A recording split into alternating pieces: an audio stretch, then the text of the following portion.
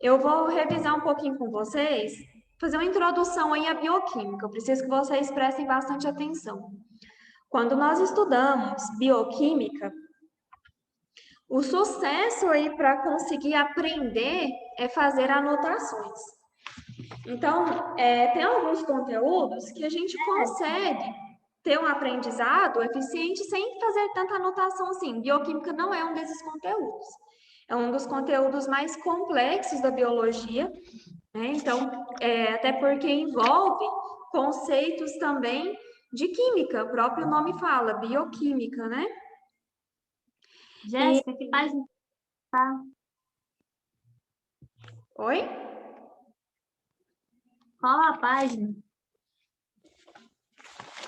Porque eu me perdi aqui. Tinha travado, que apareceu mensagem aqui, página 39. Então, quando a gente estuda bioquímica, 39, a partir do tópico 4, nós temos uma visão geral e depois mais aprofundada de estruturas de estruturas moleculares que participam ali de reações dentro das nossas células. E com isso a gente estuda o metabolismo, né? Que vocês já viram, eu acredito, lá na introdução de bioquímica, onde o metabolismo vai constituir o conjunto dessas reações químicas para sintetizar substâncias a partir de quebra de biomoléculas e, consequentemente, também produção de energia. Dentro do metabolismo, nós temos dois tipos, que é o anabolismo e o catabolismo. Já viram isso, né? Sendo que anabolismo, ele vai sintetizar, ele vai produzir, construir biomoléculas, diferentemente do catabolismo, sendo que o catabolismo, ele vai quebrar moléculas, né? O anabolismo constrói, o catabolismo quebra. O catabolismo, ele vai quebrar essas biomoléculas para a produção de outras moléculas. Então, um está dependendo do outro. O catabolismo quebra para a produção de energia, porque para construir outras biomoléculas precisa de energia. Então, tudo isso faz parte do metabolismo. E não sei se vocês vão se lembrar, acredito que vão, porque já foi um conteúdo. Vocês viram de novo no nono, mas com mais detalhes um pouco mais atrás, sétimo ano, mais ou menos, sobre as características que definem um ser vivo. E dentre essas características, nós vimos composição química. E aí existe um conjunto de elementos químicos que são necessários para todos os seres vivos, que é aquela sigla CHOMPS, né? Todos os seres vivos são formados principalmente de carbono, hidrogênio, oxigênio, nitrogênio, fósforo e enxofre. E aí esses elementos químicos, eles estarão envolvidos em vários processos para sintetizar biomoléculas, para transportar substâncias entre a membrana plasmática das células, para a produção de energia, para a eliminação de toxinas. Tudo isso é estudado dentro da bioquímica. E tiveram várias descobertas que contribuíram para isso. Quando Watson e Crick descobriram a estrutura do DNA, inclusive nós iremos ver de novo sobre ácidos nucleicos, né, com mais detalhes. A estrutura das proteínas, as vias metabólicas, tudo isso está envolvido em bioquímica. Mas aí eu preciso que vocês se situem, então, da seguinte forma. Nós estamos dentro da biologia, numa área da biologia chamada de bioquímica, e aí dentro da bioquímica nós nós estudamos compostos orgânicos e compostos inorgânicos.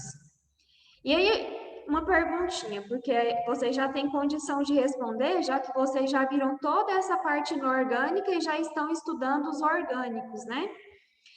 O que diferencia um composto orgânico de um composto inorgânico? Quem sabe me responder?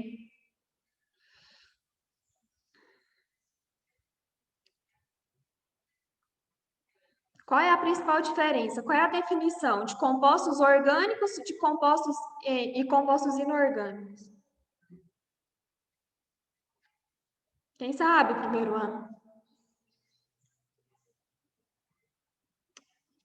Vocês não ligam a câmera mais, né? Nem adianta pedir.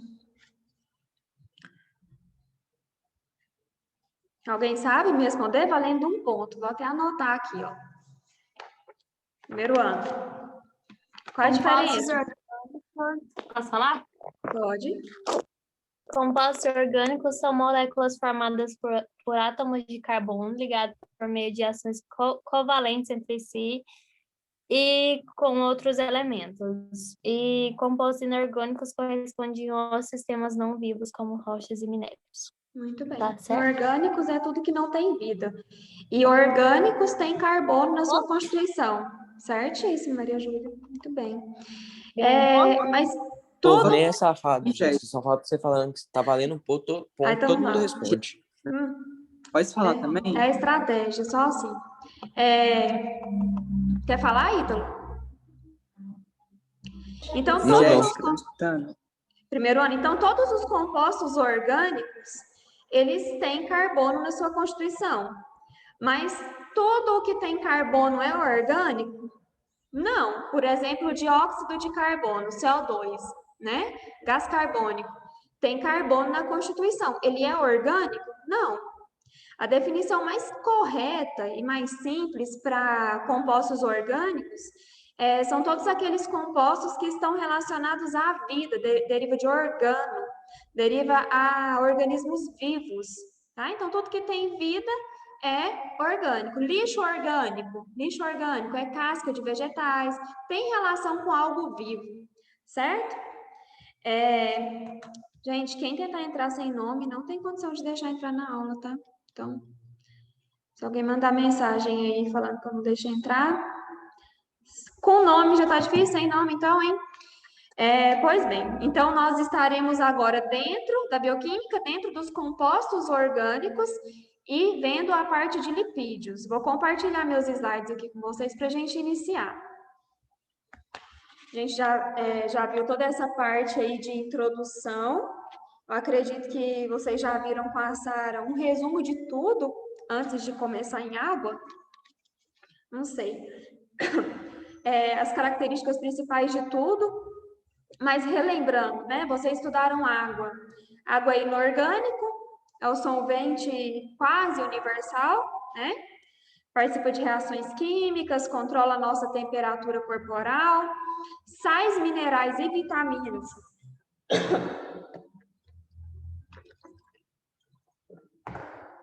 Também são inorgânicos, e quando estudamos sais minerais e vitaminas, nós relacionamos com o alimento, qual é a fonte que você tem esse sal mineral, qual é a fonte que você tem essa vitamina, e a falta dela, ou a falta dos sais minerais, quais os problemas de saúde que vão causar, né? E os compostos orgânicos, proteína, quais as funções da proteína, de forma geral? Qual é a importância?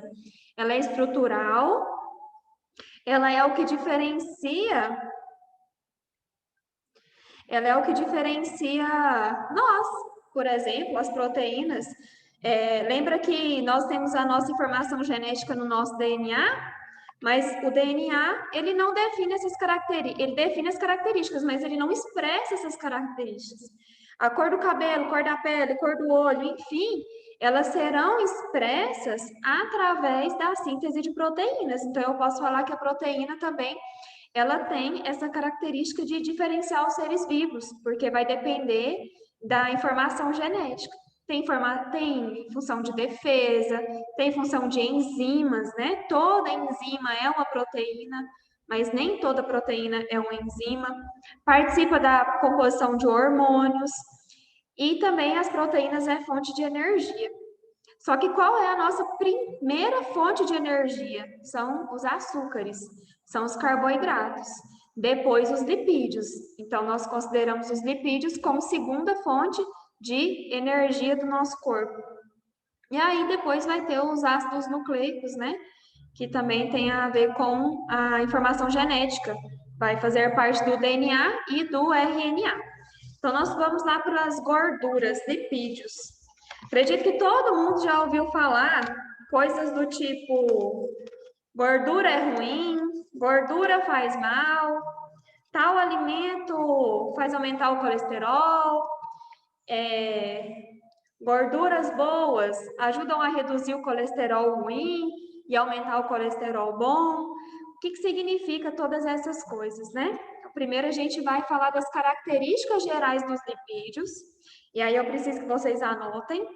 E dessas características gerais, a gente vai aprofundar também as funções e aí os tipos de lipídios que constituem o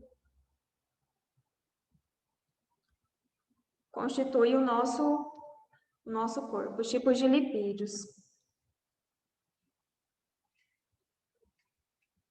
Só um minutinho, gente. Sexto ano. Rick.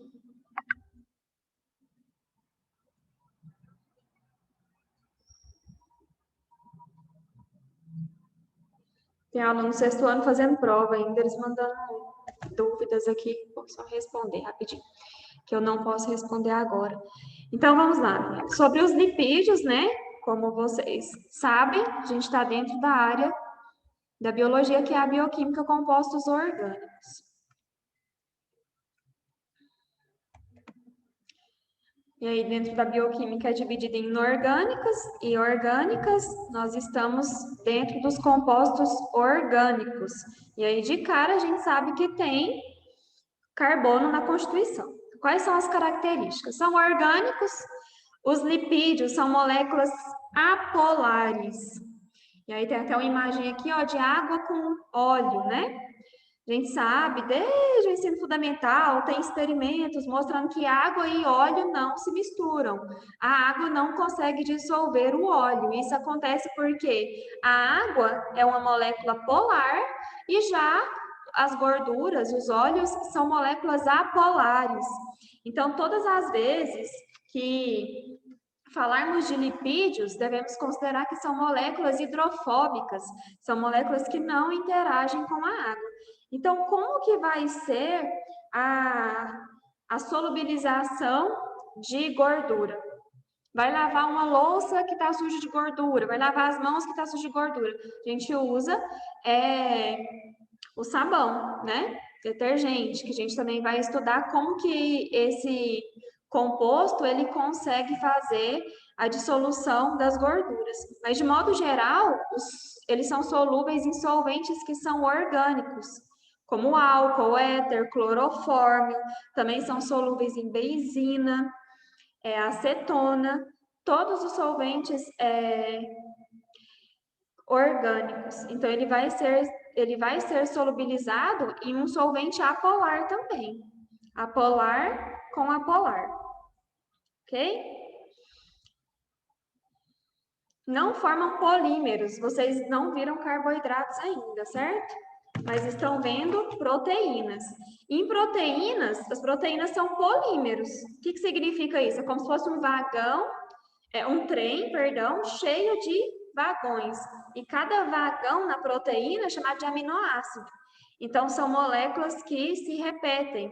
No caso dos lipídios, ele não vai formar esses polímeros. Ele não vai formar esse trem cheio de vagões. Eles são formados por moléculas variadas, não tem essa repetição de moléculas. E dentro das funções dos lipídios, como eu disse, é a nossa segunda fonte de energia. A primeira são os carboidratos. A segunda fonte de energia é gordura, lipídios. Por isso que a gente tem acúmulo de gordura no corpo. O excesso, né, de energia ele é armazenado na forma de gordura dentro das nossas células, no tecido adiposo, chamado de adipócitos. Essas células conseguem armazenar gordura. E por que é importante armazenar energia, ter reserva de energia na forma de gordura?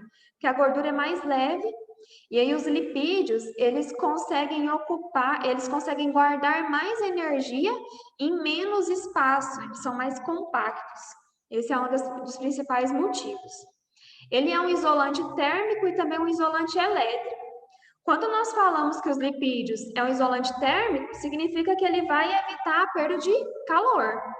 Então, animais que vivem em ambientes muito frios,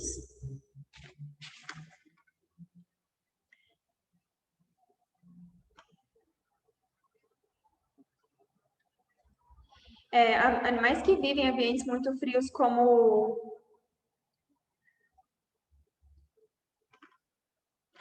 pronto, Elis. Como o urso polar e animais que nadam em águas frias, né? Leões marinhos, por exemplo, eles possuem uma camada de gordura muito espessa. E isso se dá na função de evitar a perda de calor para o ambiente. Aí tem gente que fala assim: ah, quem é mais gordinho não sente frio, não.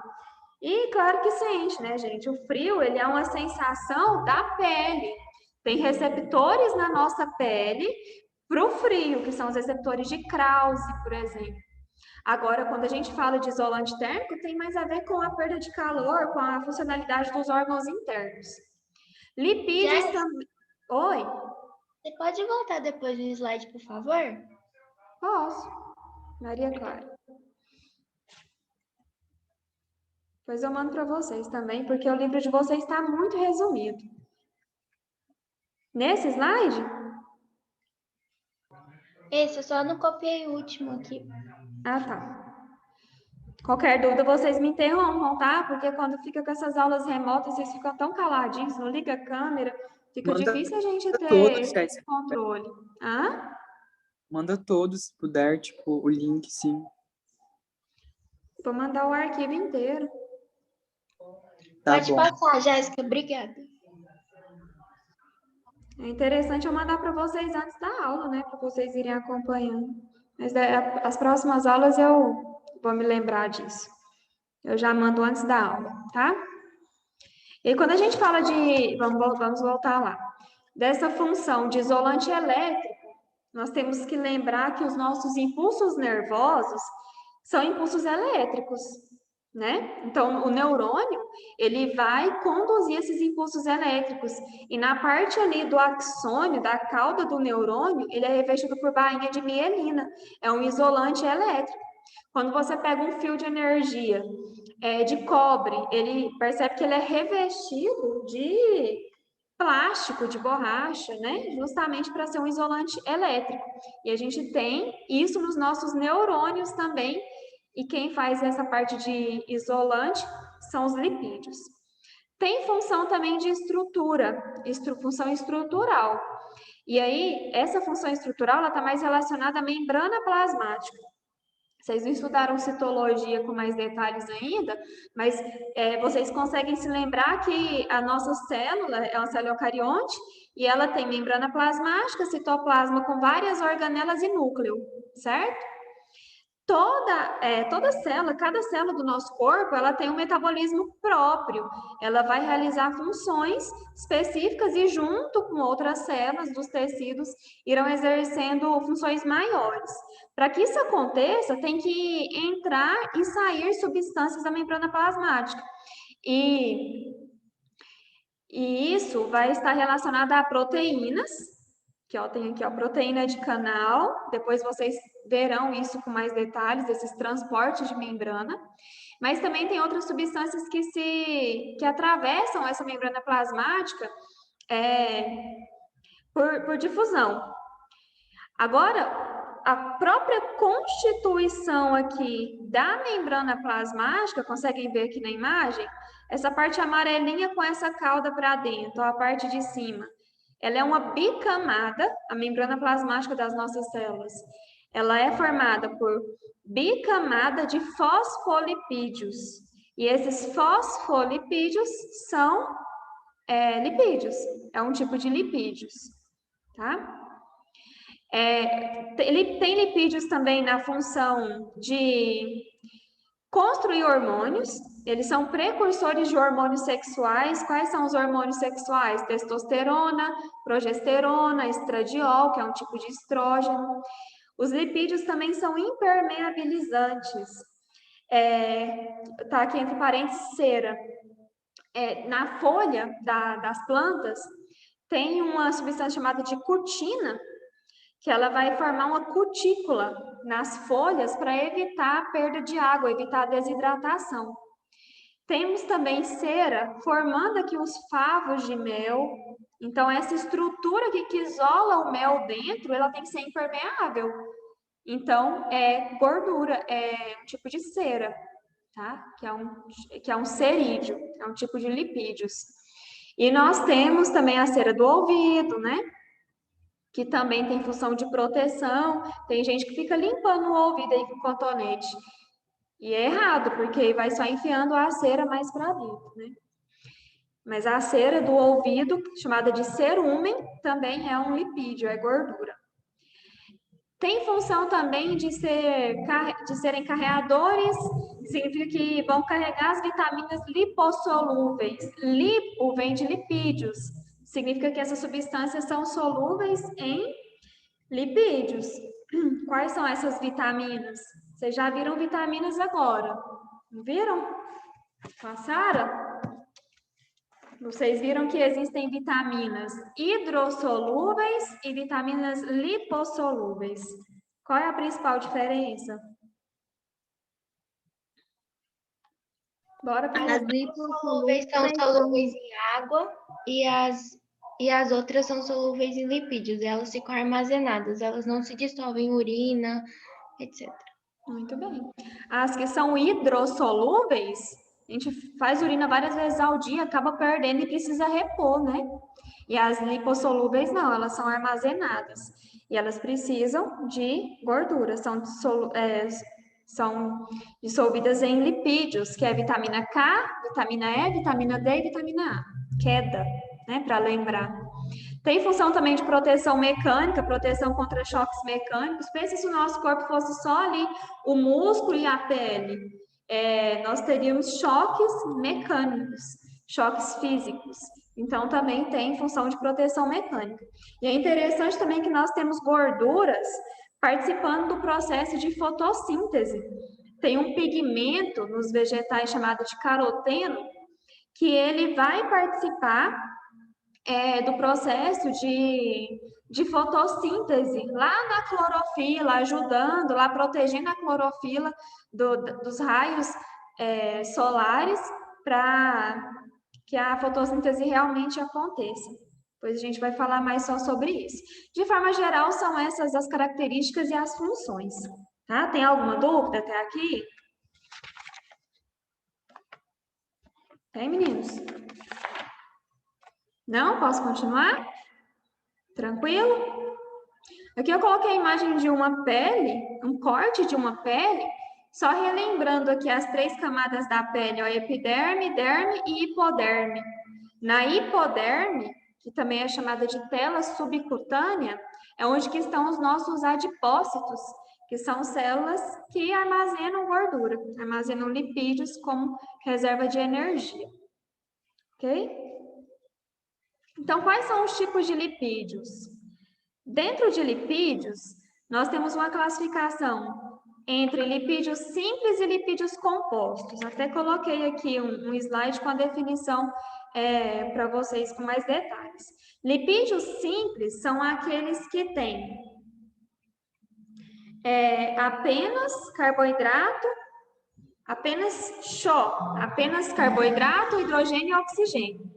Aqueles outros lipídios que têm outros átomos, além de carboidrato, hidrogênio e oxigênio, são chamados de lipídios complexos. Então, essa é a principal diferença. Então, dentro desses lipídios simples, que são aqueles que têm apenas carboidrato, hidrogênio e oxigênio, nós teremos 2 tipos, que são os glicerídeos e os cerídeos, que a maior parte dos lipídios estão, né, nesse grupo aqui, ó, dos glicerídeos, os famosos triglicérides, que quando a gente vê alterado nos exames de sangue, já fica com medo, né? A gente vai falar sobre isso. Tem os lipídios complexos, que são aqueles que estão fazendo parte lá da constituição da membrana plasmática, que são os fosfolipídios. Nós temos os hormônios esteroides e os carotenoides. E eu preciso que vocês saibam olhar para uma estrutura molecular, estrutura química, e saber que isso é um lipídio, ou pelo menos um dos principais tipos de lipídio. Esse daqui está mostrando é um fosfolipídio, por isso que tem uma parte apolar e a outra polar. Aqui tem a estrutura de um colesterol e aqui de um triglicerídeo. A gente vai ver aqui aos poucos, tá? Com calma. Então, como eu disse, maior parte dos lipídios são os triglicerídeos, que também são chamados, ó, de triacilgliceróis. Vocês já estudaram química orgânica? Em química? Me ajudem aí, meninos. Vocês já viram química orgânica? Ó, o Ainda Matheus, não. tá a câmera ligada, gente. Peguei no pulo, hein, Matheus? Foi o povo aqui que fez. Ligou sozinho. Química orgânica ainda não? A química orgânica é a química dos carbonos, né? Se tiver dado esse trem, eu não tô lembrado. Mas acho que não vira ainda não. Então, a maior parte, 95% são os triglicerídeos e 5% está dividido em monoglicerídeos, diglicerídeos, ácidos graxos, livres, fosfolipídios e esteroides. E a gente vai ver isso aqui aos poucos. Mas, principalmente aqui, como os triglicerídeos, eles são os mais numerosos, não dizendo que os outros são menos importantes, né? Não é isso. Mas a estrutura que mais é cobrada em vestibular é do triglicerídeo, que é essa estrutura aqui, ó. Observem aqui, acredito que vocês vão ver ou já viram, não sei, com a Sara, em proteínas. Acontece uma reação chamada em carboidratos, perdão. Então não viram ainda. É uma reação por desidratação. É uma síntese por desidratação. O que acontece? Essa molécula de triglicerídeos, que é um lipídio simples, é um tipo de glicerol, de glicerídeos, perdão, ela é formada por um glicerol. Glicerol é um álcool. Para ser um álcool, ele tem que ter uma hidroxila. O que é uma hidroxila? É uma ligação de um oxigênio com um hidrogênio. Então, eu tenho aqui, ó, oxigênio com hidrogênio, isso aqui é uma hidroxila. Então, tem hidroxila, é um álcool, certo? E com um ácido graxo, que é um ácido carbônico. Para ser um ácido graxo, eu tenho que ter essa característica de ter um C, que é um carbono, com a dupla ligação com oxigênio, com a ligação aqui com o oxigênio e com o hidrogênio. Pode até anotar isso daí, pessoal. O carbono, ele só faz 4 ligações. Vocês vão estudar isso em química orgânica depois. Então, como ele faz só 4 ligações, então, a gente vai depender disso para as próximas reações. Então, observem aqui, ó, 2, 3, 4, 4 ligações.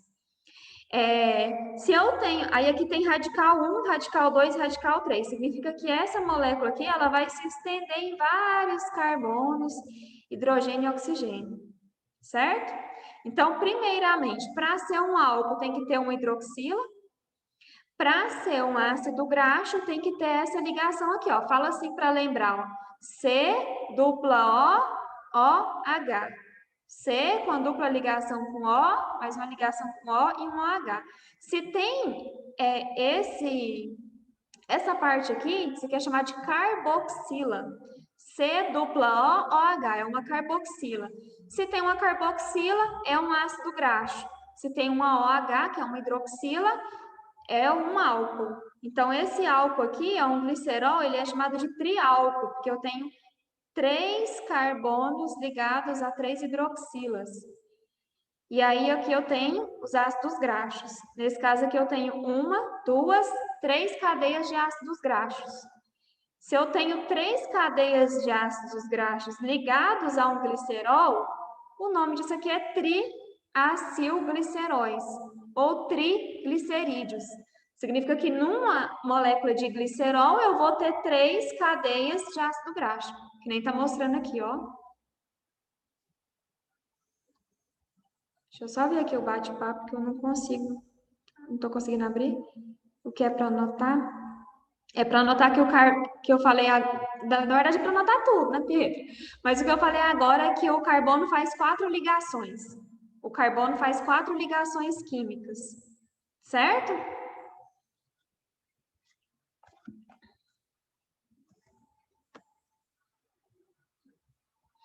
A gente acabou perdendo tempo no início da aula.